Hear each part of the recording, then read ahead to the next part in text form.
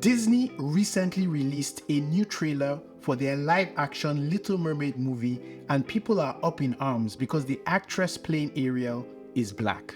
But here's the thing, the real controversy should be about the unhealthy relationship traits that were promoted by the original movie. In this video, we'll explore some of the most problematic moments in the original movie and see how they've influenced our views on love and commitment. So, let's jump into it.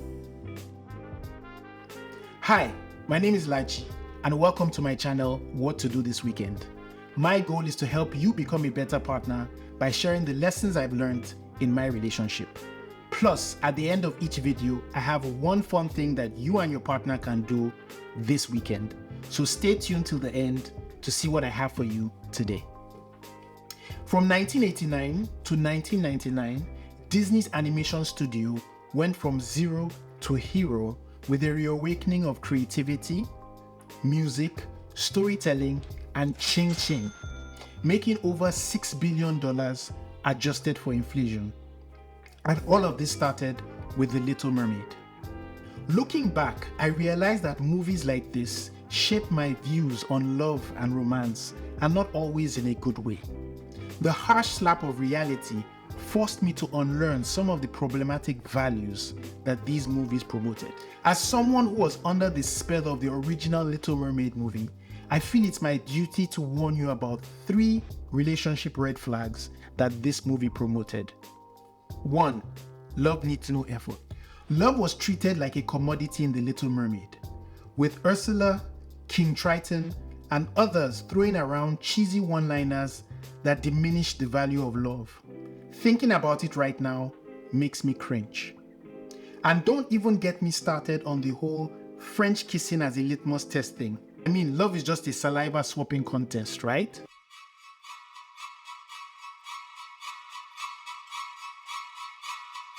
And let's not forget Ariel's love at first sight, which made her throw away caution, logic, and even her precious voice to the wind. Because you know, nothing screams true love like risking everything you have for a dude you barely know, right? It's like the movie was saying, forget about compatibility or shared interests. If you can kiss, then you can love. 2. Being in a relationship is all about me. Ariel was extremely self-centered. Remember that scene with the shark? She completely ignored Flounder's pleas to leave and put his life in danger just because she wanted to explore. Yeah, not exactly signs of a good partner. Ariel ran away from home, disregarded her family, and jeopardized the entire Sea Kingdom just to satisfy her crush. And what did she get in the end? True love and a happily ever after. You need to compare this to what happened in the end of the original story. No, like really, go and Google it and see what happened. Last but not least, that whole kiss the girl scene was Ariel working with her friends to manipulate Eric to do what she wants. All in all, not a recipe for a healthy relationship. 3. Unrealistic expectations. Prince Eric's naivete in The Little Mermaid was also a major red flag. Research shows that believing in love at first sight leads to unrealistic expectations, unhealthy behaviors, and less satisfaction. These people tend to be attracted to an idealized version of their partner rather than the actual person. This is a common phenomenon known as the halo effect. Eric was ready to commit to her despite hardly knowing her. Just because she rescued him doesn't mean they were meant to be together. Some people might say that I'm being too harsh considering that Ariel was a teenager. She was 16 years old in the movie, and at 16 I was doing stupid stuff, so yeah. But I want us to consider the fact that this movie was produced and greenlit by adults for children. So I'm pretty sure that the team behind it were under pressure to produce something successful, but the impact it has had on a generation of children is undeniable. Let's be real, Ariel running away to get married to a guy she barely knows is not a healthy model for impressionable young viewers. So when it comes to our relationships, what can we learn from The Little Mermaid? 1. Don't neglect the other important relationships in your life to pursue a romantic partner. Balance is key. 2.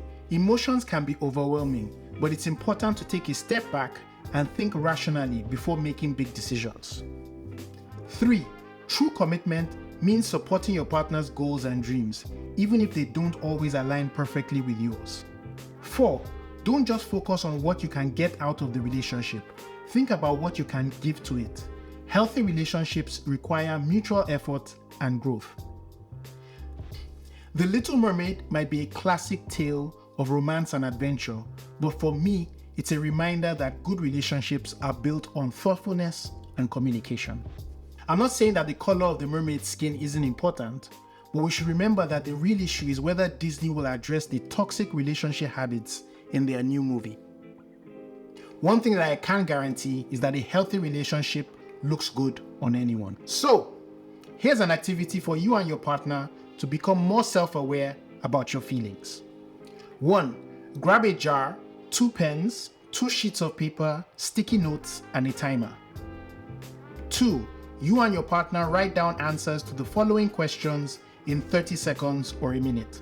I'll leave them up on the screen so that you can take a screenshot or write them down or whatever you want to do. 3. Number sticky notes from 1 to 7 and put them in a jar. 4. Take turns picking a sticky note and chat about the answer for 3 to 5 minutes. So, that's it. I hope you learned something new about yourself and your partner, and I hope to see you in the next one. Peace.